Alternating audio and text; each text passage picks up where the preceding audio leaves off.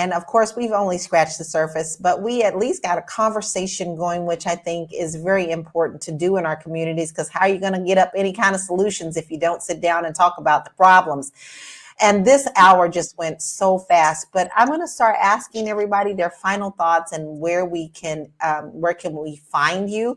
And, I'm going to start with our guests. I know you've been talking a lot. We kind of sit back and listen to you because we felt it was very important to hear your side and your voice. So what are your final thoughts, your advice to those? And if you want us to follow you anywhere on social media, where can we find you? Definitely.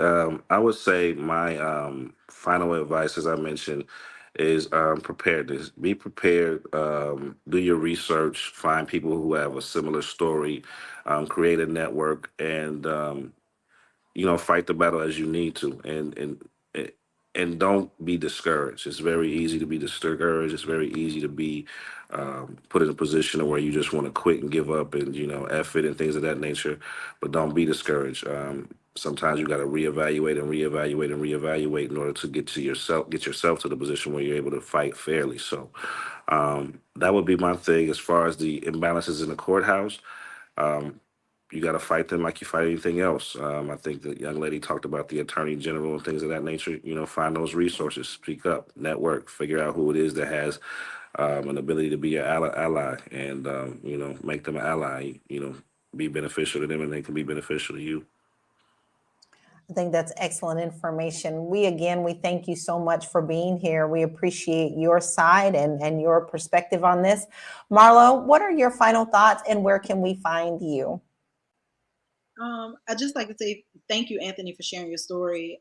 I'm really encouraged to hear somebody that just, fought to the end, right, to get the means, which was to be the primary custodian of your son, right?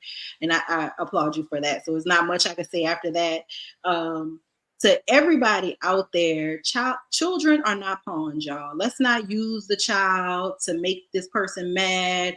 Oh, we fell out. I'm not rocking with him. You can't see your kid. That stuff is so childish. And I promise you, in the end, the only person that loses is the child, right? You're depriving the child of one of the parents because you mad because your feelings are hurt, or vice versa, right? Sometimes men break up with women and then they don't want to even be involved in the child's life. So let's stop playing these childish games with our kids, right? If we really believe that kids are the future.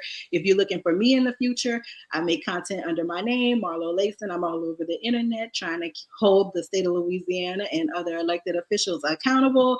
I am also on Instagram. If you want to follow me, I am Olram Marlo _ That's my first name backward, then forward, then a little underscore on the end. Love it. And we always love what you have to say. And thank you for fighting the good fight, Marlo. We love that you do that because it's worth fighting for, right? Lindsay, what are your final thoughts and where can we find you? My final thoughts, just want to address a comment by Americ, I think the name was, where they said that, if Black men are active in their child's lives, then how are they filling up the prison system? Well, the two things aren't mutually exclusive, right? So not all Black men going into the prison system are fathers.